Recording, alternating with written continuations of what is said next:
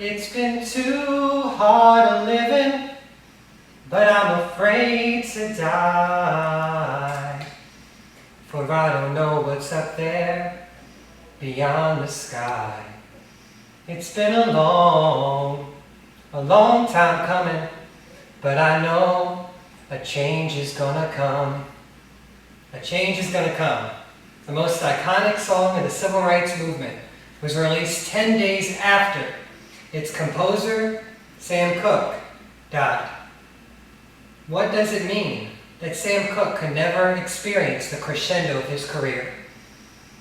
What does it mean that Moses could not reach the promised land? Moses, the man that led Israel out of Egypt, could not experience the promised land. He could merely see it. Here we have a story that's about distance.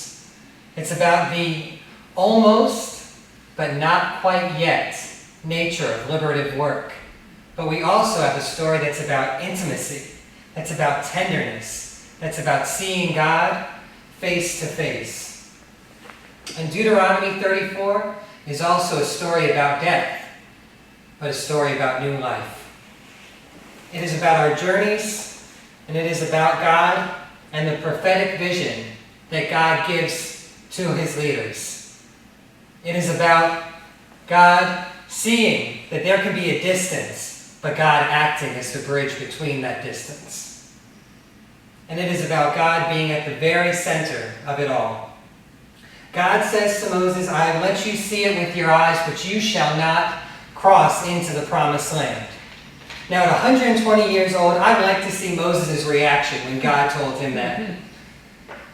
But, again, in this passage, there was no one for Moses to share this moment with. Now, I don't want to get too dark here, but in order to understand the relationship between God and Moses and God with people, we must grapple with distance, and we must also grapple with our own expectation. Deuteronomy 34:6 states that no one knows where Moses was buried. Now, this scene was never my idea of a curtain call. When I thought of a curtain call, I thought of myself hitting a home run and having so many people around me at home plate. I thought of myself having a wonderful bow at the end of a scene. Or I thought of myself coming in from a long day's work and having my family greet me. But Moses was alone in this moment. And yet, Moses is asked to let go of the expectations that I think a lot of us have. He's asked to let go of this feeling of control and to look beyond communal affirmation.